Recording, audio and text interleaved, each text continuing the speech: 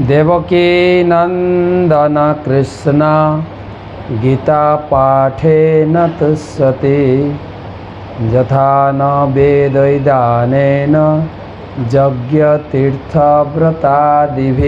ভগবান কৃষ্ণ বলছেন, আমি গীতা পাঠের দ্বারা এতটাই সন্তুষ্ট হই, যজ্ঞ দান তপস্যার দ্বারা সন্তুষ্ট হই না ততটা। তো ভগবদ গীতা 3য় অধ্যায় 6ষ্ঠ শ্লোক, কর্ম ইন্দ্রিয়াণি সংযম্য যো আস্তে মনসা স্মরণ ইন্দ্রিয়ার্থান বিগূঢ়াত্মা মিথ্যাচার সয়ুচ্যতে। অনুবাদ: যে ব্যক্তি পঞ্চকর্মেন্দ্রিয় সংযত করেও মনে মনে ইন্দ্রিয়ের বিষয়গুলি স্মরণ করে, সেই মূঢ় অবশ্যই নিজেকে বিভ্রান্ত করে এবং তাকে মিথ্যাচারী বলা হয়। 3য় অধ্যায়ের কর্মযোগে ভগবান কর্ম করার গুরুত্ব প্রদান করছেন। অর্জুন প্রশ্ন করেছিলেন, কর্ম করব না ভক্তি করব? ভগবান উত্তর দিচ্ছেন, ভক্তি ও কর্ম সংযোজন রয়েছে। কর্ম না করলে তুমি কর্মফল থেকে মুক্ত হবে না, কর্মের সিদ্ধি লাভ করবে না।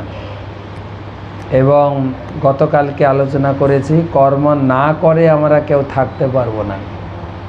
আর আজকে বলছেন, যদি কেউ তর্ক করে বলে, না আমি হিমালয়ে চলে যাব, তপস্যা করব, আমাকে কর্ম করতে হবে না, ভগবান বলছেন তুমি তাহলে মিথ্যাচারী বা ভণ্ড। তুমি একটা কর্ম না করে তুমি কেউ থাকতে পারবে না। কিন্তু কেউ যদি কর্ম ইন্দ্রিয় সংযম করে, কর্ম ইন্দ্রিয় মানে 5টা কর্মেন্দ্রিয়, বাক, পানি, পায়ু, উপস্থ।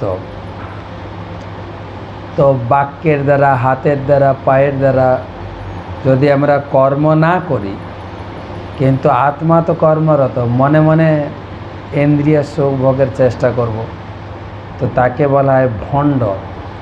তার থেকে তোমার ইন্দ্রিয়গুলি কর্মে নিযুক্ত রেখে তুমি সঠিকভাবে সঠিক পথে সিদ্ধি লাভ করার চেষ্টা করো। কৃষ্ণ ভাবনামিতেও, ভক্তি জীবনেও প্রচুর পরিমাণে কর্ম, ভগবানের সেবা। যখন এখন চলছে চন্দন যাত্রা উৎসব, চন্দন বাটুন, ভগবানকে চন্দন নিবেদন করুন, চামর ঢোলাবেন, ভগবানের সামনে জলের ধারা দেবেন, ভগবানকে সুন্দর পানীয় ভোগ লাগাতে পারেন। যেভাবেই হোক কর্মে নিযুক্ত থাকুন। কর্মে নিযুক্ত না থাকলে আপনি কিন্তু একজন ভণ্ড বলে পরিচিত হবেন। এবারে কর্ম না করলে আপনি খেতেও পাবেন না, কালকে আলোচনা হবে।